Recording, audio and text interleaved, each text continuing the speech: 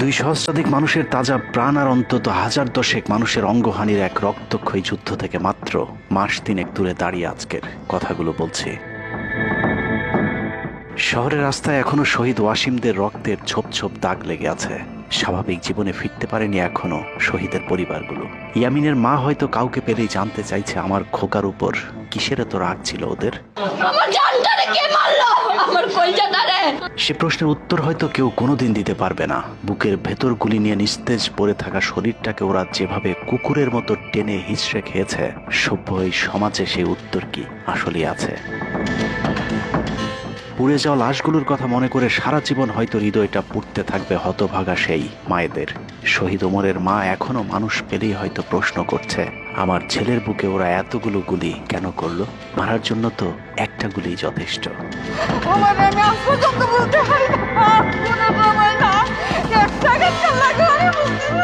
তৃষ্ণা পেলে মুগ্ধের মায়ের হয়তো কানে বেজে উঠবে, পানি লাগবে, পানি।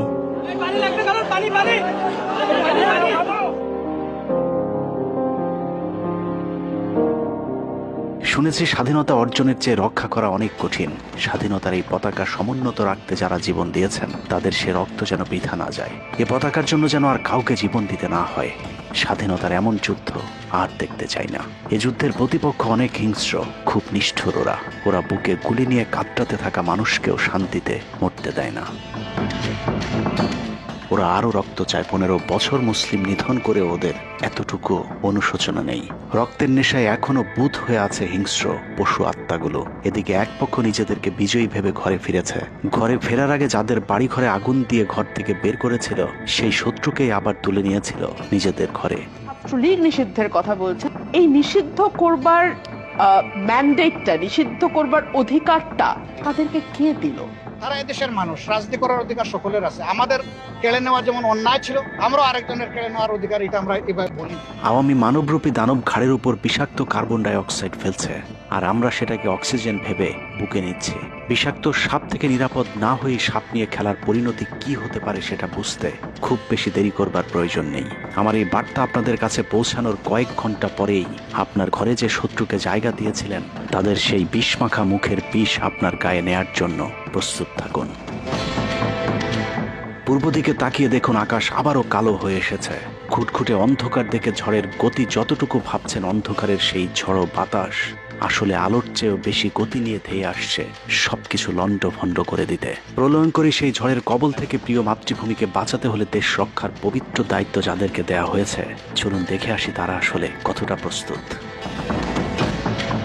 জুলাইয়ের মাঝামাঝি পর্যন্ত সেনাবাহিনী ছাত্র আন্দোলন নিয়ে তেমন মাথা ঘামায়নি। ছাত্রলীগ যেদিন ঢাকা বিশ্ববিদ্যালয়ের ছাত্রীদের উপর আক্রমণ করেছিল, মূলত সেদিন থেকে সেনাবাহিনীর অভ্যন্তরীণ বিভিন্ন গ্রুপগুলোতে আলোচনা সমালোচনা শুরু হয়। 17 তারিখ সকল ডিভিশনের জিওসিরা অফিসার এবং সৈনিকদেরকে কোনো ধরনের গুজবে কান না দেওয়ার পরামর্শ দেন। জিওসিদের পক্ষ থেকে সাফ জানিয়ে দেওয়া হয়, সরকার মিসক্রিয়েন্টদের বিরুদ্ধে যথাযথ ব্যবস্থা নিচ্ছে, এটা নিয়ে সেনাবাহিনীর মাথা ঘামানোর কিছু নেই। 11 ডিভিশনের মেজর জেনারেল খালেদ আল মামুন, 55 ডিভিশনের GOC major general Mahbubur Rashid এবং কুমিল্লা ডিভিশনের জিওসি জাহাঙ্গীর আলম ছিলেন সবচেয়ে বেশি আক্রমণাত্মক। ছাত্রদের পক্ষে কোনো পোস্ট কিংবা প্রোফাইল পিকচার লাল করার বিরুদ্ধে তাদের ছিল কঠোর বার্তা। 17 জুলাইয়ের গুরুত্বপূর্ণ আরেকটি ঘটনা হলো, Hasina air chief marshal Hasan Mahmud খানকে বিমান বাহিনীর MI-17 হেলিকপ্টারকে এভি গান কনফিগারেশন লোড করতে বলেন, যা মূলত যুদ্ধকালীন চূড়ান্ত সময় ব্যবহার করা হয়। এয়ার চিফ হাসিনাকে উল্টো প্রশ্ন করেন, আমাদের সেনাবাহিনী কি এখনো ফেল করেছে? তাহলে এত দ্রুত বিমান বাহিনী কেন? বিমান বাহিনী প্রধানের মুখের উপর এমন বক্তব্যে শেখ হাসিনা প্রচণ্ড ক্ষেপে যান। এর পরপরই তিনি বিমান বাহিনী প্রধানের বিরুদ্ধে পদক্ষেপ নেওয়ার জন্য ব্রিগেডিয়ার জেনারেল ইমরান হামিদ এবং লেফটেন্যান্ট জেনারেল মুজিবকে নির্দেশ দেন। আর্মি ইন্টেলিজেন্স থেকে এই পরিকল্পনার তথ্য জেনে বিমান বাহিনী প্রধান ওই রাতেই তার নিরাপত্তার জন্য গাজীপুর থেকে এয়ার কমান্ড নিয়ে আসেন, যে ইউনিটটি এখনও বিমান বাহিনী প্রধানের নিরাপত্তার দায়িত্বে ঢাকাতেই অবস্থান করছে। যাই হোক, বিমান বাহিনী প্রধান সেদিন রাজি হলে ব্ল্যাকআউটের সময়টা আরও ভয়ঙ্কর হতে পারত। বিমান বাহিনীর সহায়তা না পেয়ে শেখ হাসিনা পরদিন র্যাব প্রধানকে ডেকে আদেশ দেন তার হেলিকপ্টার প্রস্তুত রাখার। র্যাব প্রধান হাসিনার আদেশ অনুযায়ী ছাত্রদের বিরুদ্ধে অপারেশনে হেলিকপ্টার ব্যবহার করেন। হেলিকপ্টারের গুলিতে যতগুলো হতাহতের ঘটনা ঘটেছে সবগুলোই র্যাবের হেলিকপ্টার থেকে করা হয়েছিল। র্যাবের পাশাপাশি ঢাকার বাইরে দু একটি বাদে প্রায় সবকটি ডিভিশনের জিওসিরা দেশের বিরুদ্ধে অবস্থান নিয়েছিলেন। ঢাকার বাইরে থেকে বিশেষ করে ডিভিশন সাপোর্ট ব্যাটালিয়নকে অগ্রাধিকার ভিত্তিতে ঢাকায় নিয়ে আসা হয়, কারণ তাদের সাথে এপিসি সুবিধা ছিল। এপিসি গাড়িগুলো মূলত ছাত্রদের বিরুদ্ধে চূড়ান্ত পদক্ষেপ নেওয়ার জন্যই আনা হয়েছিল। রাষ্ট্রীয় গুরুত্বপূর্ণ এলাকা কেপিআই রক্ষায় 19 তারিখে সেনা নামানোর সিদ্ধান্ত নেওয়া হয়। নিয়ম অনুযায়ী সেনাবাহিনীর কেপিআই রক্ষার দায়িত্ব পালন করার কথা থাকলেও বিভিন্ন জায়গায় দেখা গেছে সেনাবাহিনীর ছত্রছায়ায় পুলিশ এবং আওয়ামী লীগ ছাত্রলীগের সন্ত্রাসীরা ছাত্রদের উপর হামলা চালিয়েছে। কোথাও সরাসরি সেনাবাহিনীকেও গুলি চালাতে দেখা গেছে। এর মধ্যে ঢাকার 46 পদাতিক ডিভিশনের ইনফ্যান্ট্রি ব্রিগেডের ইউনিটগুলো ঢাকার প্রাণ কেন্দ্রগুলোতে ছাত্রদের উপর সবচেয়ে বেশি দমন পীড়ন চালিয়েছে। অনুসন্ধানে 19 থেকে 23 জুলাই পর্যন্ত গণহত্যার সাথে জড়িত সেনাবাহিনীর কয়েকজন অফিসারের নাম উঠে এসেছে, যারা এখনো পর্যন্ত গুরুত্বপূর্ণ সব পদে বহাল আছেন, যা ডক্টর মোহাম্মদ ইউনূস সরকারের জন্য অত্যন্ত বিপজ্জনক। কতটা বিপজ্জনক সেটা বোঝার জন্য আন্দোলনের সময়টাতে ওই অফিসারদের ভূমিকা কি ছিল সেটা একটু দেখে আসি। আন্দোলনের সবচেয়ে বেশি রক্তক্ষেকো ছিলেন বিজিবির ডিজি মেজর জেনারেল আশরাফ। সূত্র জানিয়েছে, ভারতীয় নাগরিকদের বিজিবির পোশাক পরিয়ে মাঠে নামিয়েছিলেন বিজিবির এই মহাপরিচালক। সেনাবাহিনী শেখ হাসিনাকে পদত্যাগের পরামর্শ দেওয়ার পরেও শুধু বিজিবিকে নিয়ে হত্যাকাণ্ড চালিয়ে শেখ হাসিনাকে ক্ষমতায় রাখার গ্যারান্টি দিয়েছিলেন মেজর জেনারেল আশরাফ। 5 তারিখ হাসিনা পালিয়ে যাবার আগ মুহূর্তে তিনি স্বরাষ্ট্রমন্ত্রীকে ফোন করে বলেছিলেন, কয়েক হাজার মানুষ মারলেই পরিস্থিতি ঠান্ডা হয়ে যাবে, অতএব কোনো অবস্থাতেই যেন প্রধানমন্ত্রী পালিয়ে না যান। স্বরাষ্ট্রমন্ত্রীকে তিনি এমনটাই পরামর্শ দিয়েছিলেন। 5 তারিখ সকাল থেকে দুপুর পর্যন্ত ঢাকা শহরে সবচেয়ে বেশি তৎপরতা ছিল বিজেপির। ওই দিন সকাল থেকেই ঢাকার প্রবেশ পথগুলোতে চেকপোস্ট বসিয়ে তল্লাশি চালিয়েছিল মেজর জেনারেল আশরাফের বিজিবি। বিজিবির একটি সূত্র জানিয়েছে, বিজিবি মহাপরিচালক প্রতিদিন সিওদের কাছ থেকে হিসেব নিতেন কে কতজন ছাত্র হত্যা করেছে। বিজিবি মহাপরিচালকের নির্দেশনায় খুনের সেই প্রতিযোগিতায় সবচেয়ে ভালো পারফর্মার ছিল কর্নেল রিদওয়ান। সূত্রের মতে ছাত্র আন্দোলনে বিজিবি অন্তত 500 শিক্ষার্থীকে গুলি করে হত্যা করেছে। বিজিবি প্রধান এবং রিদওয়ানের মতো তার অনুগত অফিসারদের জেলে থাকার কথা, কিন্তু তারা এখনো গুরুত্বপূর্ণ সব দায়িত্ব পালন করে যাচ্ছে। আর মেজর জেনারেল আশরাফ এখন পর্যন্ত বিজিবি প্রধানের চেয়ারেই বসে আছেন। 46 ডিভিশনের brigade commander brigadier general Imran 24শে জুলাই রাতে তড়ি ঘড়ি করে বের হচ্ছিলেন। এ সময় পাশ থেকে আরেকজন অফিসার তাকে জিজ্ঞেস করেছিলেন কোথায় যাচ্ছেন। তিনি তখন বলেছিলেন শিকারে যাচ্ছি। শিকার শেষে পরদিন নিজেদের মধ্যে কতজনকে গুলি করে মেরেছেন তা নিয়ে হাসাহাসি করেছিলেন brigade commander brigadier general Imran. Brigadier Imran 5 তারিখ যারা কুয়ের পরিকল্পনা করেছিলেন তাদের মধ্যে অন্যতম। যদিও সেনা প্রধানের দূরদর্শিতায় তা সম্ভব হয়নি, কিন্তু অদৃশ্য কারণে তার বিরুদ্ধে এখনো পর্যন্ত কোনো ব্যবস্থা নেওয়া হয়নি। কুমিল্লার জিওসি মেজর জেনারেল জাহাঙ্গীর আলমের পাঠানো কুমিল্লার 15 বিট সাপোর্ট ব্যাটালিয়নকে বাড্ডায় ছাত্রদের দমনে নামানো হয়েছিল। আপনাদের মনে থাকবার কথা, 4 তারিখ দুপুরে কুমিল্লার একটি ভিডিও সোশ্যাল মিডিয়াতে ছড়িয়ে পড়েছিল, যেখানে দেখা গিয়েছে সেনাবাহিনীর একটি এপিসি থেকে পুলিশের দিকে লক্ষ্য করে ফায়ার করা হচ্ছে। অনেকের মাঝে একটি ভুল ধারণা রয়েছে যে কুমিল্লা ক্যান্টনমেন্টের সেনাবাহিনী হয়তো ছাত্র জনতার পাশে দাঁড়িয়েছিল। মূল ঘটনা হলো 4 তারিখ দুপুর 11টার দিকে সোশ্যাল মিডিয়াতে ছড়িয়ে পড়া ওই ভিডিওটি একজন জুনিয়র অফিসারের ব্ল্যাঙ্ক ফায়ার। ওই সময় ছাত্রদেরকে দেখা যায় এপিসির পাশে উল্লাস করতে। ঘটনার পরপর কুমিল্লার কুখ্যাত সন্ত্রাসী এমপি বাহার শেখ হাসিনার মিলিটারি সেক্রেটারিকে বিষয়টি ফোন করে জানালে উক্ত এপিসি ইউনিটটিকে ক্যান্টনমেন্টে ব্যাক করান জিওসি জাহাঙ্গীর আলম। ওই ঘটনাটিকে তিনি পরবর্তীতে নিজের ক্রেডিট হিসাবে মানুষের সামনে তুলে ধরে নিজেকে আওয়ামী বিরোধী হিসেবে চালিয়ে দেওয়ার চেষ্টা করেছেন, যার ফলশ্রুতিতে তিনি ডিজিএফআই প্রধানের মতো গুরুত্বপূর্ণ একটি পদ বাগিয়ে নেন। অথচ 4 তারিখ ওই ঘটনা বাদে কুমিল্লায় সবখানে সেনাবাহিনীর পাহারায় ছাত্র জনতাকে হত্যা করেছে আওয়ামী সন্ত্রাসীরা। 5 তারিখ সেনাবাহিনীর তৎকালীন chief of general staff lieutenant general Shahinul Haque খুনিদের অন্যতম একজন। কট্টর ভারতপন্থী এই দালাল আন্দোলনের শুরু থেকে শেষ পর্যন্ত হাসিনাকে টিকিয়ে রাখার যুদ্ধ চালিয়ে গিয়েছে। হাসিনা চলে যাবার পরও সেনাবাহিনীতে কু করার চেষ্টা করেছেন শাহিনুল হক। অথচ সেনাপ্রধান মধুর শাস্তি হিসেবে তাকে সিজিএস থেকে সরিয়ে এনডিসির কমান্ড্যান্টের মতো গুরুত্বপূর্ণ পদে বসিয়েছেন। এছাড়া সম্প্রতি আওয়ামী ঘেঁষায় এই কর্মকর্তাকে 15 বছর ধরে যেসব সেনাবাহিনীর কর্মকর্তারা প্রমোশন বঞ্চিত ছিলেন তাদের প্রমোশনের লক্ষ্যে গঠিত কমিটির প্রধান করা হয়েছে তাকে, যে কারণে বঞ্চিত অফিসারেরা শঙ্কায় আছেন ন্যায্য অধিকার ফিরে পাবার। 9ম ডিভিশনকে মনে করা হয় ঢাকার সেফগার্ড। এই পদে প্রধানমন্ত্রীর সবচেয়ে বিশ্বস্ত অফিসারকে বসানো হয় সব সময়। নবম ডিভিশনের জিওসি মেজর জেনারেল মঈন খানও ছিলেন হাসিনার গুম খুনের অন্যতম দোসর, অথচ তাকে এখনো পর্যন্ত স্বপদে বহাল রাখা হয়েছে, যা অত্যন্ত ঝুঁকিপূর্ণ। 5 তারিখের আগে আশুলিয়াতে ছাত্র হত্যা থেকে শুরু করে 5 তারিখের পরে গার্মেন্টসের সব অস্থিরতার জন্য নবম ডিভিশনের এই জিওসি সরাসরি যুক্ত। সেনাবাহিনীর স্পর্শকাতর আরেকটি জায়গায় বসে আছেন আরেকক্ষণই ব্রিগেডিয়ার জেনারেল সেলিম আজাদ। সেনাবাহিনীর সিভিল যে কোনো অপারেশনে যেতে ডিরেক্টর মিলিটারি অপারেশনের পারমিশন নেওয়া বাধ্যতামূলক। এমনকি জরুরি ভিত্তিতে কোনো অপারেশনে যেতে হলেও তাকে অবশ্যই পরে অবহিত করতে হয়, অর্থাৎ তার অনুমতিক্রমে সেনাবাহিনী ঢাকাতে সব হত্যাকাণ্ড চালিয়েছে। শুধু তাই নয়, তিনি খবর রাখতেন যারা অপারেশনে ছাত্রদের উপর গুলি চালাতো না তাদেরকে নাজিমুদ্দৌলা অকথ্য ভাষায় গালাগাল করত। নাজিমুদ্দৌলা সাবেক কুখ্যাত ডিজিএফআই ডিজি মেজর জেনারেল আকবর হোসেনের এপিএস ছিলেন, অথচ তাকে এখনো পর্যন্ত তার সেই গুরুত্বপূর্ণ পদ থেকে সরানো হয়নি। ব্রিগেডিয়ার জেনারেল আকসার ইন্টারন্যাশনাল অ্যাফেয়ার্স ব্যুরো আইএবির ডিরেক্টরের দায়িত্বে আছেন। বহুল আলোচিত আয়নাঘরের পুরো নিয়ন্ত্রণ ছিল সেনাবাহিনীর এই কর্মকর্তার হাতে। তার হাতেই রাজনৈতিক দল এবং নেতাদের ভাগ্য নির্ধারিত হয়। আওয়ামী লীগ সরকারের সময়কার গুরুত্বপূর্ণ সেই দায়িত্ব পালন করা ব্যক্তি এখনো পর্যন্ত তার সেই পুরাতন দায়িত্বই পালন করে যাচ্ছেন। সেনা সূত্র জানিয়েছে, আকসারের ভারত কানেকশন এতটাই শক্তিশালী যে সেনা প্রধানও নাকি তাকে তার চেয়ার থেকে সরাতে পারছেন না। কদমবুচি জেনারেল খ্যাত মেজর জেনারেল মাহবুবুর রশিদ যশোর ডিভিশনের জিওসি। সামরিক নিয়ম ভেঙে গোপালগঞ্জের সবার সামনে হাসিনার পা ছুঁয়ে সালাম করেছিলেন major general Mahbubur Rashid. 5 August এবং 7 আগস্ট সেনাবাহিনীর গাড়ি পোড়ানোর পরেও সেনাবাহিনীকে কোনো অ্যাকশনে যেতে দেয়নি সেনাবাহিনীর এই আওয়ামী কর্মকর্তা। সূত্র জানিয়েছে, 5 তারিখের পর থেকে এ পর্যন্ত একাধিকবার গোপালগঞ্জ আওয়ামী লীগ নেতাদের বাড়িতে গিয়ে বৈঠক করেছেন তিনি, অথচ মাহবুবকে এখনো পর্যন্ত জিওসির পদে বসিয়ে রাখা হয়েছে। তার এই ক্ষমতাকে কাজে লাগিয়ে আওয়ামী লীগের অসংখ্য নেতাকর্মীকে ভারতে যাবার সুযোগ করে দিয়েছেন মেজর জেনারেল মাহবুবুর রশিদ।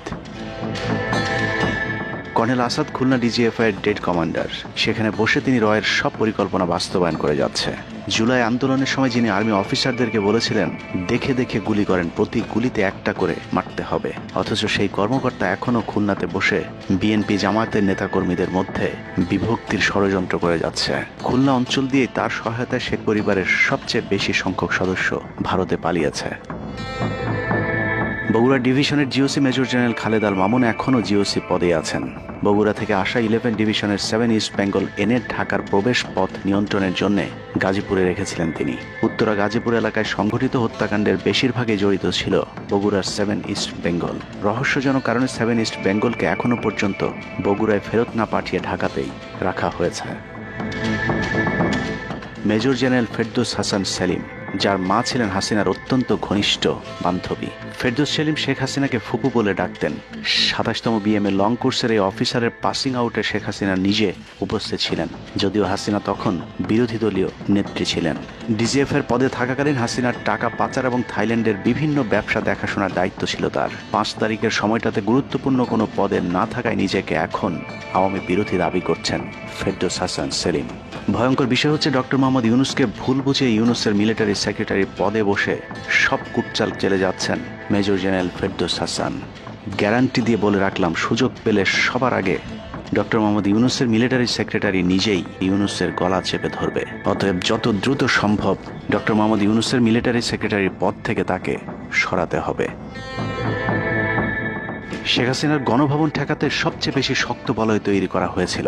অনুসন্ধানে জানা যায়, শেখ হাসিনাকে রক্ষা করতে গণভবনের আশপাশে সেনাবাহিনীর অন্তত 13টি অস্থায়ী চেকপোস্ট বসানো হয়েছিল, যেখানে east Bengal regiment, field regiment artillery, Bangladesh infantry regiment, infantry brigade headquarter সহ সেনাবাহিনীর বেশ কয়েকটি চেকপোস্ট বসানো হয়েছিল শুধুমাত্র শেখ হাসিনাকে রক্ষা করার জন্য। সেনাবাহিনীর এসব আর্মি অফিসারদের সম্মিলিত অপারেশনে ছাত্রদের উপর চালানো হয়েছে নির্মম নৃশংস হত্যাযজ্ঞ। কিন্তু এই হত্যাকাণ্ডই সেনাবাহিনীর ভেতরে থাকা দেশপ্রেমিক অফিসারদের বিবেকের দরজা খুলে দিয়েছিল। 20 থেকে 23 জুলাই ইন্টারনেট বন্ধ করে যে পৈশাচিক হত্যাকাণ্ড চালানো হয়েছে, সেই দৃশ্য যখন একের পর এক সামনে আসতে শুরু করেছিল, তখন সাধারণ মানুষ যেভাবে স্তম্ভিত হয়েছিল, ঠিক একইভাবে সেনাবাহিনীর বিবেকবান জুনিয়র এবং মধ্যম সারির অফিসারদেরকেও ব্যাপকভাবে নাড়া দেয়। ভিডিওগুলো যত ছড়িয়ে পড়ছিল, ততই থমথমে হয়ে উঠতে থাকে সেনাবাহিনীর অভ্যন্তরীণ পরিবেশ। 27 তারিখ প্রাপ্ত গোয়েন্দা তথ্যের ভিত্তিতে সেনাপ্রধানকে জানানো হয় পরিস্থিতি নিয়ন্ত্রণের বাইরে চলে যাচ্ছে। কোনো অবস্থাতেই প্রধানমন্ত্রীকে ক্ষমতায় রেখে পরিস্থিতি নিয়ন্ত্রণ করা সম্ভব নয়। গোয়েন্দা ওই রিপোর্টে আরও জানানো হয়, সেনাবাহিনীর ভেতরে বিদ্রোহের আশঙ্কা দেখা দিয়েছে। বিশেষ করে মধ্যম সারি এবং জুনিয়র অফিসারদের ভেতর ব্যাপক অসন্তোষ লক্ষ্য করা যায়। একই রিপোর্ট প্রধানমন্ত্রীর অফিসকেও অবহিত করা হয়। সেই রিপোর্টের পরেও কঠোর অবস্থানে যাবার সিদ্ধান্ত নেওয়া হয় সরকারের পক্ষ থেকে। এদিকে গোয়েন্দা রিপোর্টের প্রেক্ষিতে সেনা ইউনিটের মধ্যম সারি, জুনিয়র অফিসার এবং সৈনিকদের উপর কঠিন সামরিক গোয়েন্দা নজরদারি চলতে থাকে, যে কারণে প্রচণ্ড ক্ষোভ থাকলেও কোনো ধরনের পূর্ব প্রস্তুতি ও পারস্পরিক যোগাযোগ না থাকায় সেনাবাহিনীর দেশপ্রেমিক অফিসার ও সৈনিকেরা কিংকর্তব্য বিমূঢ় হয়ে পড়েন। 27-28 দুই দিন এভাবেই টান উত্তেজনার মধ্য দিয়ে কেটেছে। 29শে জুলাই শেখ হাসিনাকে পরিস্থিতি সম্পর্কে ধারণা দিতে সেনাপ্রধান সারা দেশের অফিসারদেরকে নিয়ে সেনা সদরের হেলমেটে একটি ভিডিও টেলিকনফারেন্সের দরবার গ্রহণ করেন। সেই কনফারেন্স অপারেটরের অসাবধানতাবশত স্ক্রিনে হঠাৎ করে ক্যামেরা টার্ন অফ করা HPM নামে একটি বক্স ভেসে উঠেছিল। এরপরে উপস্থিত অফিসারেরা হাসিনার উপস্থিতির বিষয়টি বুঝে ফেলেন। অনেকের ধারণা শেখ হাসিনা উপস্থিত আছেন এটা বোঝাতেই HPM বক্সটি সবাইকে দেখানো হয়েছিল, যেন কেউ কোনো ধরনের অভিযোগ করতে না পারেন। কিন্তু সবাইকে অবাক করে বেশ কয়েকজন অফিসার তাদের ক্ষোভের কথা জানান। এর মাঝে রাজশাহী CMH এর একজন মেজর র্যাঙ্কের নারী চিকিৎসক 19 থেকে 23 তারিখ পর্যন্ত চলা ছাত্র হত্যার বিভীষিকাময় বর্ণনা তুলে ধরে আবেগী এক বক্তব্য দেন। সূত্র জানিয়েছে, এ সময় সেনাবাহিনীর কয়েকজনকে কাঁদতে দেখা গেছে। একদিকে সেনাবাহিনীর উচ্চপদস্থ অফিসারদের মারমুখী অবস্থান, অন্যদিকে বেশিরভাগ জুনিয়রদের নিষ্ক্রিয়তার মধ্য দিয়ে সেনাবাহিনীতে স্পষ্ট দুটি ভাগ লক্ষ্য করা যায়। এরই মধ্যে সেনাবাহিনীর কাছে প্রাপ্ত গোয়েন্দা তথ্য অনুযায়ী যে কোনো সময় সেনাবাহিনীতে বিদ্রোহ দেখা দিতে পারে। বিশেষ করে লেফটেন্যান্ট কর্নেল থেকে নিচের অফিসারদের ভেতর ব্যাপক ক্ষোভের বিষয়টি গোয়েন্দা প্রতিবেদনে জানানো হয়। সেই প্রেক্ষিতে 3 তারিখ শর্ট নোটিসে আরেকটি টেলিকনফারেন্স কল করা হয়। মূলত ওই রিপোর্টের প্রেক্ষিতে হাসিনার বিশ্বস্ত ওয়াকার হাসিনা থেকে মুখ ফিরিয়ে নেন, কারণ হাসিনাকে বাঁচাতে গিয়ে তিনি নিজের জীবন বিপদে ফেলতে চাননি। 3 তারিখ কনফারেন্সের শুরুতেই সবাইকে ঠান্ডা রাখতে একটি মোনাজাত করা হয়েছিল। যে মোনাজাতে গুরুত্বপূর্ণ একটি দোয়া ছিল, রাব্বানা লা তাজআলনা মাআল কওমিজ জালিমিন, অর্থাৎ হে আল্লাহ, আমাদেরকে জালিম সম্প্রদায়ের অন্তর্ভুক্ত করবেন না। এ সময় পুরো দরবার রুমে পিন পতন নীরবতা লক্ষ্য করা গেছে। মূলত ওই মোনাজাতের মধ্য দিয়ে ফয়সালা হয়ে যায় সেনাবাহিনী কাদের পক্ষে দাঁড়াবে।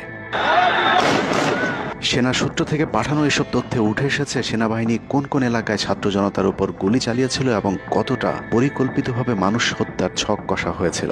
4 তারিখও সেনাবাহিনীর ভূমিকা ছিল অত্যন্ত অস্পষ্ট।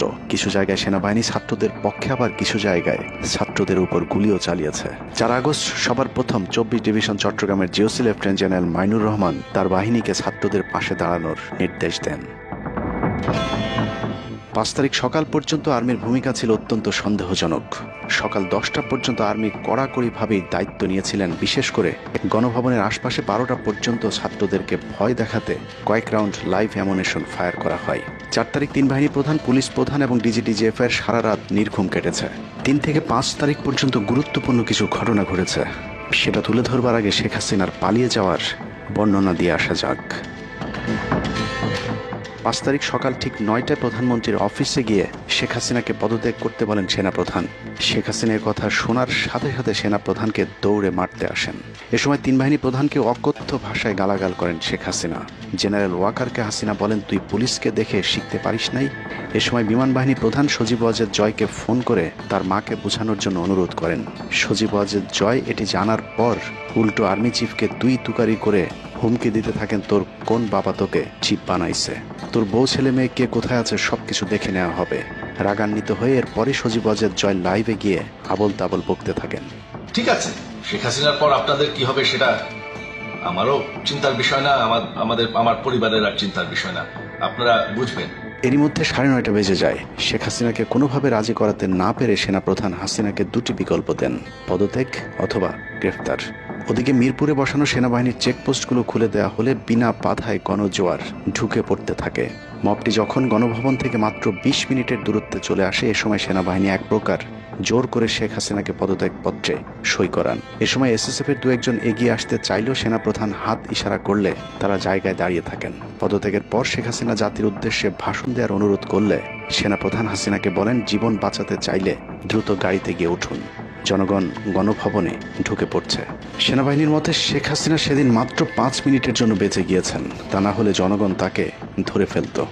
হাসিনাকে গণভবন থেকে উদ্ধার করে বিমানে ভারত পাঠিয়ে দেওয়ার জন্য মোট 3টি রুট প্ল্যান করা হয়েছিল। প্ল্যান এ, গণভবন থেকে গাড়ি বহরে বিমান বাহিনীর ব্লু স্কাই স্কুলের গেট দিয়ে তেজগাঁও বিমানবন্দরে ঢুকে ঢাকা সেনানিবাসে প্রবেশ এবং তারপর বিএএফ বেস দিয়ে বিমান বাহিনীর রানওয়েতে প্রবেশ। সেখান থেকে বিমান বাহিনীর C-130 যে বিমানে ভারতে উড্ডয়ন। দুর্ভাগ্যজনকভাবে ততক্ষণে বিপ্লবী জনতা শেওড়াপাড়া রাস্তা দিয়ে বিমান বাহিনীর ব্লু স্কাই স্কুলের গেট ক্রস করে আগারগাঁও চৌরাস্তা পর্যন্ত চলে এসেছিল। ওদিক দিয়ে ক্যান্টনমেন্টের জাহাঙ্গীর গেটও ছাত্র জনতার দখলে, তাই গণভবন থেকে গাড়িতে করে ঢাকা সেনানিবাসে ঢোকার সব পথ বন্ধ হয়ে গিয়েছিল, যে কারণে প্ল্যান বি অবলম্বন করতে হয়েছিল হাসিনাকে উদ্ধারকারীদের। প্ল্যান বি অনুযায়ী গণভবন থেকে বিমান ঘাঁটিতে যাওয়ার তখন একটাই পথ বাকি ছিল, তা হলো হেলিকপ্টারে যাওয়া। বিমান বাহিনীর MI-17 হেলিকপ্টার চন্দ্রিমা উদ্যানের পাশে বাণিজ্য মেলার মাঠে এসে অবতরণ করে। খুনি হাসিনা চন্দ্রিমা উদ্যানের পাশের রাস্তা দিয়ে বাণিজ্য মেলা মাঠে প্রবেশ করে এবং সেখান থেকেই হেলিকপ্টারে করে বিমান বাহিনী ঘাঁটিতে নিয়ে যাওয়া হয় তাকে। সেখানে গিয়ে তারেক সিদ্দিকী এবং সালমান এফ রহমানের জন্য কিছুক্ষণ অপেক্ষা করে শেখ হাসিনা। তবে শেষ পর্যন্ত সালমান এফ রহমানের পৌঁছাতে দেরি হয় শেখ হাসিনাকে নিয়ে কোনো গন্তব্য ছাড়াই 10:45 উড়াল দেয় বিমান বাহিনীর C-130 জুলিয়েট বিমানটি। সাধারণত বিমানের রুট ব্যবহারে কোড ব্যবহার করতে হলেও সেটা করেনি। রাডার ফাঁকি দিতে জীবনের ঝুঁকি নিয়ে এই পদ্ধতি অবলম্বন করা হয়েছিল। ফুল ফুয়েল লোড করা হয়। ভারতে যদি জায়গা না হয় তাহলে যেন মধ্যপ্রাচ্যের কোনো দেশ পর্যন্ত চলে যাওয়া যায়। মোট 9 জন পাইলটকে নিয়ে বিমানে ওঠানোর পর কোনো ধরনের নির্দেশনা বা ম্যাপ প্ল্যানিং ছাড়াই পাইলটদেরকে বলা হয় টেক অফ করতে। বিমানটি প্রথমে যশোরের উপর দিয়ে কলকাতায় পৌঁছালে সেনাপ্রধান জাতির উদ্দেশ্যে ভাষণের ঘোষণা দেন, কিন্তু কলকাতায় ল্যান্ডিংয়ের পারমিশন না দিলে সেখান থেকে শেখ হাসিনাকে বহন করা বিমানটি চলে যায় আগরতলায়। আগরতলায় পারমিশন না পেয়ে আবারও দিল্লির দিকে উড়াল দেয়। সেখান থেকে দিল্লি গেলে সেখানেও রিফিউজ করা হয়। দিল্লি বিমানবন্দরে নামতে না দিলে অনিশ্চয়তা দেখা দেয় শেখ হাসিনাকে বহন করা বিমানটির ভারতে অবতরণ নিয়ে। বিমানের একজন পাইলটের বরাত দিয়ে জানা যায়, এভাবে উদ্দেশ্যহীনভাবে দীর্ঘক্ষণ ঘুরতে থাকার পর জরুরি অবতরণের সিদ্ধান্ত নেওয়া হয়। তবে জরুরি অবতরণের ঠিক আগ মুহূর্তে দিল্লির গাজিয়াবাদ এয়ারবেজে নামার অনুমতি পায় C-130 জুলিয়েট, যেখানে অজিত ধাওয়াল তাকে রিসিভ করেন। অবতরণের জটিলতার কারণেই 5 তারিখ সেনাপ্রধান জাতির উদ্দেশ্যে ভাষণ দিতে বারবার দেরি করছিলেন, কারণ তিনি নিশ্চিত হতে চাচ্ছিলেন শেখ হাসিনা ভারতে অবতরণ করেছেন। তারপরই বাংলাদেশের মানুষ মুক্তি পায় এক ফেরাউনের হাত থেকে। হাসিনা পালিয়ে যাওয়ার সেই খবর পৃথিবীর সবাই জানে, কিন্তু 3 থেকে 5 তারিখ পর্যন্ত ক্যান্টনমেন্টে কিছু ঘটনা ঘটেছে যেই ঘটনা এখনো আমাদের কাছে অজানা। 3 তারিখ সেনাপ্রধানের ওই ভার্চুয়াল মিটিং এর পর মোটামুটি নিশ্চিত হয়ে যায় শেখ হাসিনা অধ্যায় বাংলাদেশে শেষ। শুরু হয় ভারতের প্ল্যান বি বাস্তবায়নের প্রক্রিয়া। 3 তারিখ রাতে আসিফ নজরুলের সাথে ডিজিএফআই কার্যালয়ের পাশের একটি ভবনে আসিফ নজরুলের ঘনিষ্ঠ বন্ধু major general Hamid, lieutenant general Mujib এবং মেজর জেনারেল ফেরদৌস সেলিমের একটি গোপন বৈঠক হয়, যেখানে ভারতীয় গোয়েন্দা সংস্থার 16 জন কর্মকর্তা উপস্থিত ছিলেন। মূলত 5 তারিখ শেখ হাসিনা পদত্যাগ করার পর করণীয় নির্ধারণ করতেই ওই বৈঠক অনুষ্ঠিত হয়। দীর্ঘ বৈঠক শেষে মোট 3টি বিকল্প নির্ধারণ করা হয়। প্রথমটি জরুরি অবস্থা জারি করে সেনাবাহিনীর হাতে ক্ষমতা দেয়া। দ্বিতীয়টি আসিফ নজরুলকে প্রধান উপদেষ্টা করে একটি অন্তর্বর্তীকালীন সরকার গঠন। অন্তর্বর্তীকালীন সরকারের ভেতরে যেন ভারতীয় বলয়ের লোকজন বেশি সংখ্যায় রাখা যায় সেটা নিশ্চিত করার ব্যাপারেও আলোচনা হয় বৈঠকে, এবং সেটা নিশ্চিত করতে আসিফ নজরুলের পেছনে সেনাবাহিনীর ওই অংশটির সর্বোচ্চ সাপোর্ট থাকারও নিশ্চয়তা দেওয়া হয়। মূলত আসিফ নজরুলকে সামনে রেখে সেনাবাহিনীর মাধ্যমেই দেশ চালানোর পরিকল্পনা করা হয়েছিল 3 তারিখের ওই গোপন বৈঠকে। 4 তারিখ 3 বাহিনী প্রধানের মধ্যে দফায় দফায় বৈঠক চলেছে। সেই বৈঠক থেকে সিদ্ধান্ত হয় 5 তারিখ সকাল 9টার মধ্যে শেখ হাসিনাকে চূড়ান্তভাবে পদত্যাগের বিষয়টি জানিয়ে দেওয়া হবে। এর পরপরই আসিফ নজরুলকে আবারও ক্যান্টনমেন্টে ডেকে আনা হয় এবং শেখ হাসিনার পদত্যাগের পর আওয়ামী নেতা কর্মীদেরকে যতটা সম্ভব নিরাপত্তা দেয়া, বেসরকারি বিভিন্ন প্রতিষ্ঠানগুলোতে যতটা সম্ভব আগের কর্মকর্তাদেরকে রেখে দেয়া এবং বিটিআর হত্যাকাণ্ড নিয়ে কোনো ধরনের পদক্ষেপ না নেওয়ার সহ বেশ কিছু করণীয় ঠিক করে দেওয়া হয়। দীর্ঘ সেই আলোচনার কারণে 4 তারিখ সারা রাত ক্যান্টনমেন্টে অবস্থান করেছেন আসিফ নজরুল।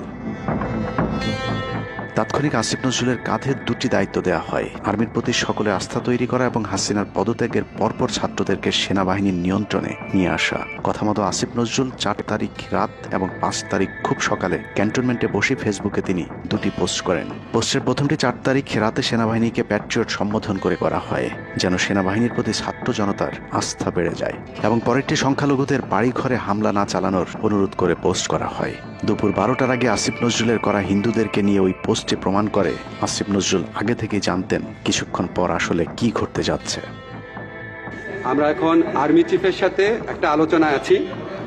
আমি যতটুকু ওনার সাথে কথা বলেছি আমার কাছে মনে হয়েছে, আশা করছি আপনাদের জন্য অনেক বড় সুসংবাদ আসছে। বিজয়ের খবর আগেই জেনে যাওয়াটা সমস্যা না, কিন্তু সমস্যা হলো আসিফ নজরুল সবাইকে আন্দোলনের কেন্দ্রবিন্দু ঢাকা বিশ্ববিদ্যালয়ে যেতে না বলে ক্যান্টনমেন্টের সুখবরের অপেক্ষায় থাকতে বলেন। মূলত আসিফ নজরুলের ওই ফাঁদে পা দিয়ে ছাত্র জনতার জুলাই আগস্ট বিপ্লবের বিজয় হাতছাড়া হয়ে গিয়েছিল। ছাত্র নেতাদের সরলতাকে কাজে লাগিয়ে আসিফ নজরুল নাহিদ আসিফদেরকে সেনাপ্রধানের কাছে আসতে বলেন। নাহিদ, আসিফ, মাহফুজরা সেনাপ্রধানের কাছে যাবার আগে আসিফ নজরুলের প্রধান উপদেষ্টা হবার বিষয়টি চূড়ান্ত হয়ে যায়। সমন্বয়কেরা পৌঁছানোর পর সেনাপ্রধান তাদেরকে জানায় আসিফ নজরুল হচ্ছেন প্রধান উপদেষ্টা। কিন্তু ছাত্ররা ডক্টর মোহাম্মদ ইউনুসকে প্রধান উপদেষ্টা বানানোর দাবি করলে আসিফ নজরুল তাদেরকে জানায় ডক্টর ইউনুস প্রধান উপদেষ্টা হতে রাজি না। কিন্তু ছাত্র নেতাদের সাথে ইউনুসের আগে থেকে যোগাযোগ ছিল, যে কারণেই সেনাপ্রধানকে ছাত্ররা জানায় আমরা ডক্টর ইউনুসের সাথে একান্তে কথা বলতে চাই। ছাত্ররা ডক্টর ইউনুসকে ফোন করলে তিনি জানান প্রধান উপদেষ্টা হতে চান না সেনাবাহিনী কিংবা আসিফ নজরুলের কাছে তার এরকম কোনো বার্তা তিনি দেননি। এরপর ছাত্র নেতাদের দাবির মুখে ইউনুসকে প্রধান উপদেষ্টা বানাতে বাধ্য হয় সেনাবাহিনী। ডক্টর মোহাম্মদ ইউনুসকে প্রধান উপদেষ্টা করা হলেও ক্ষমতার কেন্দ্রে থেকে যায় ভারত নিয়ন্ত্রিত ক্যান্টনমেন্টের মদতপুষ্ট আসিফ নজরুল, যাকে তারা সুনিপুণভাবে গেল এক যুগে তিলে তিলে তৈরি করেছেন। আসিফ নজরুল তার মন্ত্রণালয়ের বাইরেও সবখানে নিয়োগ থেকে বদলি বরখাস্তের একক ক্ষমতা ভোগ করতে থাকে। একদিকে সেনাবাহিনীর ছত্রছায়া আসিফ নজরুলের হাত ধরে ভারতীয় এজেন্টদেরকে গুরুত্বপূর্ণ সব পদে বসানো হচ্ছিল, অন্যদিকে চলছিল পুরো দেশ দখলের ভয়ঙ্কর ষড়যন্ত্র। কিন্তু ছাত্রদের চাপের মুখে আসিফ নজরুলের পরিবর্তে ডক্টর মোহাম্মদ ইউনুসের প্রধান উপদেষ্টা হবার বিষয়টি কোনোভাবেই মেনে নিতে পারেনি সেনাবাহিনীর ভারতপন্থী অংশটি, যে কারণে ৫ তারিখ রাতেই একটি ব্যর্থ সেনাকুয়ের ষড়যন্ত্র করা হয়েছিল।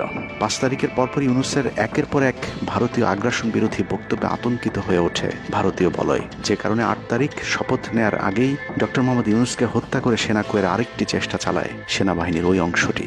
৮ তারিখ ডক্টর ইউনুসের নেতৃত্বে নতুন সরকার শপথের ঠিক আগ মুহূর্তে একটি সেনাকুয়ের চেষ্টা করা হয়। কুয়ের নেতৃত্ব দেন লেফটেন্যান্ট জেনারেল মুজিব এবং মেজর জেনারেল হামিদুল হক।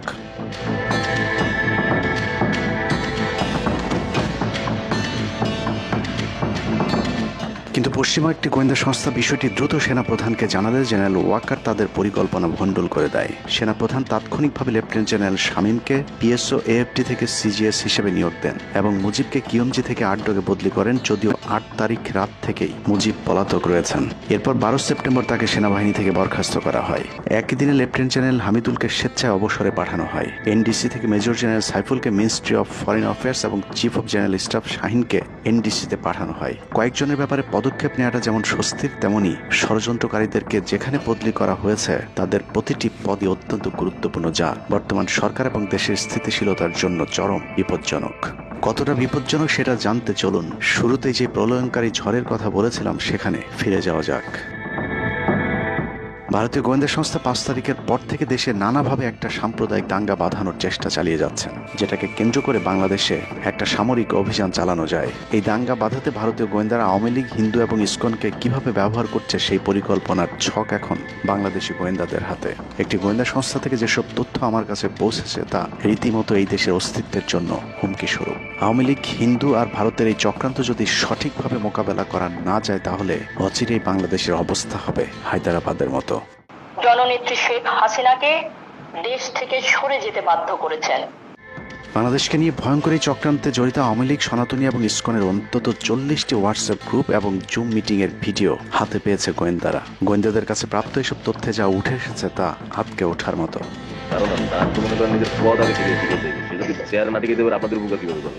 সেনাপ্রধান জামাত হলে একটা দিন আওয়ামী লীগ বাইকে ফেলা দিত, ঠিক আছে? এটা তো আমাদেরও আওয়ামী লীগেরও একটা গেম হতে পারে, বলা যায় জামাত শিবিরের উপরে সব চাপা দিতে পারে, এটাও হতে পারে। এসব গ্রুপগুলোতে রীতিমতো বাংলাদেশের বিরুদ্ধে যুদ্ধের প্রস্তুতি চলছে। গ্রুপে তাদের সাথে সাবেক আওয়ামী লীগ সরকারের শীর্ষস্থানীয় নেতা থেকে বর্তমান সেনাবাহিনীতে চাকরিরত জেনারেল পর্যন্ত মাঝে মধ্যেই নাকি যোগ দিচ্ছেন।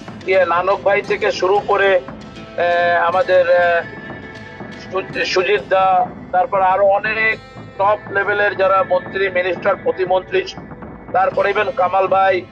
তো এখন বিষয়টা হচ্ছে যে ইভেন রাষ্ট্রপতির যে একেবারেই মানে কি বলে তার যে একেবারে মানে রাইট হ্যান্ড সচিব, উনিও আমাদের সাথে 2 দিন জয়েন করছেন। তো এখন ওনারা আসলে ভালো হইতো, যারা যারা আসেন আসলে ভালো হইতো। অনেক আমাদের এখানে প্রায় 12 থেকে 13 জন আপনার এমপি এসে কথা বলেছেন, যেটা আপনারা জানেন না, ঠিক আছে? বাংলাদেশে একেবারে টপ লেভেল সামরিক বাহিনীর 4 থেকে 5 জন জেনারেল লেভেলের লোকজন ওনারা এসে এখানে বসে থেকে আমাদের লাইভ শুনে গেছেন। আমাদের প্রধানমন্ত্রী উনি নিজে এসে বসে থেকে গেছেন। গ্রুপের সবচেয়ে ভয়ঙ্কর তথ্য পাওয়া গেছে ভুয়া মুক্তিযোদ্ধা জেডাই খান পান্নার মেসেজ থেকে। আওয়ামী এই আইনজীবী শহীদ সাইফুল ইসলাম আলিফের হত্যাকাণ্ড নিয়ে চাঞ্চল্যকর তথ্য দিয়েছে জেডাই খান পান্না।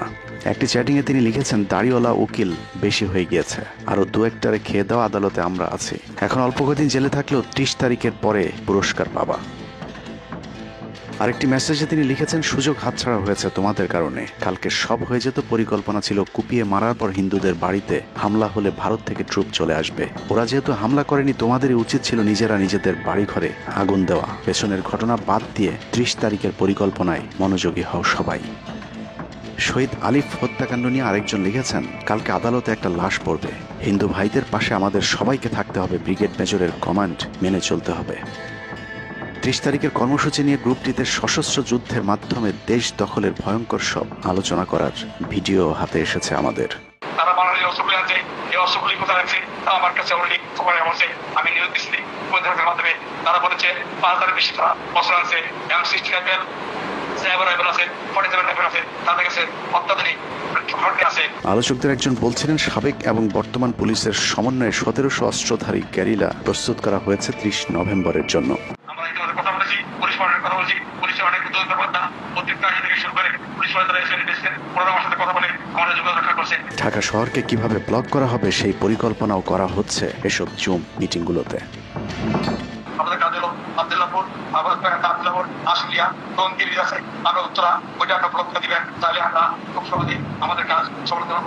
সশস্ত্র যুদ্ধের জন্য পুরো দেশকে মোট 10টি বিভাগে বিভক্ত করা হয়েছে, যেখানে একজন করে ব্রিগেড মেজর নিয়োগ দেওয়া হয়েছে, যাদের সবাই দেশেই অবস্থান করছেন। এর মধ্যে গ্রুপে প্রাপ্ত জেডাই খান পান্নার নম্বরটিতে মেসেজ পাঠানো হলে মুহূর্তেই সাড়া দেন তিনি। কল করতেই গড় গড় করে সবকিছু স্বীকার করেন।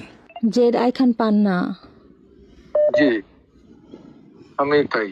30 তারিখ 50 থেকে 80% পুলিশ, আনসার, এমনকি সচিবালয়ের আমলারাও তাদের পক্ষে মাঠে নামবে বলে স্বীকার করেন গেরিলা আক্রমণের পরিকল্পনাকারী জেডাই খান পান্না। আপনারা কি কোনো গেরিলা ইনভেশন হামলা করা যাবে? ঢাকার স্টুডেন্টরা যদি এখনো সাপোর্টার্স অর্গানাইজ হইতে নামে, এই অ্যাডমিনিস্ট্রেশনের 50% না 80% লোক নেমে আসবে, পার্টিকুলারলি পুলিশ, আনসার এবং সেক্রেটারিয়েট থেকে। পালিয়ে যাওয়ার আগে এই ভিডিও প্রচারের সাথে সাথে রাষ্ট্রদ্রোহিতার অভিযোগে তাকে গ্রেফতার করতে হবে, তাহলে চক্রান্তকারীদের আরও পরিকল্পনার তথ্য পাওয়া যেতে পারে। ভবিষ্যতে এ ধরনের ষড়যন্ত্র বন্ধ করতে গ্রুপে থাকা সকলের মোবাইল নম্বর এবং চেহারা দেখে শনাক্তের পর দ্রুত গ্রেফতার করতে হবে। সূত্র জানিয়েছে, ডিজিএফআই প্রধানের প্রত্যক্ষ তত্ত্বাবধানে চলছে এসব দেশবিরোধী তৎপরতা। আর্মিকে ম্যাজিস্ট্রেসি পাওয়ার দেয়া হলেও তাদেরকে ক্ষমতা প্রয়োগ করতে দেওয়া হচ্ছে না, যে কারণে আওয়ামী লীগ নেতারা বেশিরভাগ এখনো দেশে থাকলেও তাদেরকে ধরা হচ্ছে না। অতএব সেনাবাহিনীর উচ্চপদস্থ হাসিনাপন্থী অফিসারদেরকে দ্রুত সেনাবাহিনী থেকে সরাতে হবে। 5 তারিখ সেনাপ্রধান যে ভূমিকা রেখেছেন তার জন্য তিনি অবশ্যই প্রশংসার দাবিদার, কিন্তু সেনাপ্রধানকে প্রমাণ করতে হবে তিনি আসলেই নায়ক নাকি খলনায়ক। 5 তারিখের পরেও সেনাবাহিনীর গুরুত্বপূর্ণ পদগুলোতে রদবদল না করা এবং গুম খুনের সাথে জড়িত অফিসারদের বিরুদ্ধে কোনো ব্যবস্থা না নেওয়া সহ বিডিআর হত্যাকাণ্ডের বিষয়ে দৃশ্যমান কোনো পদক্ষেপ না নেওয়া খুবই সন্দেহজনক। সূত্র জানিয়েছে, সেনাপ্রধানের স্ত্রীর সাথে প্রতিনিয়ত শেখ হাসিনার যোগাযোগ রয়েছে। অতএব সেনাপ্রধানকে দ্রুত তার অবস্থান পরিষ্কার করে সেনাবাহিনীর গুরুত্বপূর্ণ পদগুলোতে নতুন করে নিয়োগ দিতে হবে। সেনাবাহিনীর জুনিয়র এবং মধ্যম সারির অফিসার এবং সৈনিকদের সবসময় দেশের স্বার্থে যুদ্ধের জন্য প্রস্তুত থাকতে হবে। মনে রাখতে হবে, সেনাবাহিনী আমাদের আস্থার প্রতীক। সিনিয়র অফিসারদের দেশবিরোধী আদেশ এলে সৈনিকদেরকে নিয়ে তাদেরকে প্রতিহত করতে হবে। মনে রাখতে হবে, সংখ্যায় আপনাদের মতো দেশপ্রেমিকদের সংখ্যাই এখনো সেনাবাহিনীতে বেশি। দেশের যে কোনো প্রয়োজনে সেনাবাহিনী যদি জনগণকে ডাক দেয়, তাহলে এ দেশের প্রতিটি মানুষ জীবন দেওয়ার জন্য প্রস্তুত রয়েছে। ডক্টর মোহাম্মদ ইউনূসের পাশে থাকা ভারতীয় গুপ্তচর আসিফ নজরুল, মিলিটারি সেক্রেটারি ফেরদৌস হাসান সেলিম এবং প্রেস সেক্রেটারি শফিকুল আলমকে দ্রুত সরাতে হবে। প্রধান উপদেষ্টার সাথে ছাত্র নেতাদের সাক্ষাতের পথ সহজ করতে হবে। আসিফ নজরুলরা অসৎ উদ্দেশ্যে মাহফুজ আলমকে তার পাশ থেকে সরিয়েছে। অতএব যত দ্রুত সম্ভব মাহফুজ আলমকে আবারও বিশেষ সহকারীর পদে ফিরিয়ে আনতে হবে। গুরুত্বপূর্ণ যে কোনো সিদ্ধান্তের ক্ষেত্রে নাহিদ এবং আসিফদের মতামত প্রধান উপদেষ্টাকে গুরুত্বের সাথে নিতে হবে। জেডাই খান পান্নাদের ষড়যন্ত্র এবার সফল না হলেও এই ষড়যন্ত্র চলতেই থাকবে। বাংলাদেশের প্রতিটি মানুষকে চোখ কান খোলা রাখতে হবে, মনে রাখতে হবে, শত্রু আপনাদের ঘরের কোণেই। ভারত যদি বাংলাদেশে আক্রমণ করে তাহলে সবার আগে আওয়ামী লীগ আর শ্রীকৃষ্ণের ভক্তরাই আপনার গলায় ছুরি ধরবে। অতএব শত্রুরা যেন আবারও বাংলাদেশের স্বাধীনতাকে ভারতের কাছে বিক্রি করতে না পারে সেদিকে সবাইকে লক্ষ্য রাখতে হবে। আল্লাহ হাফেজ।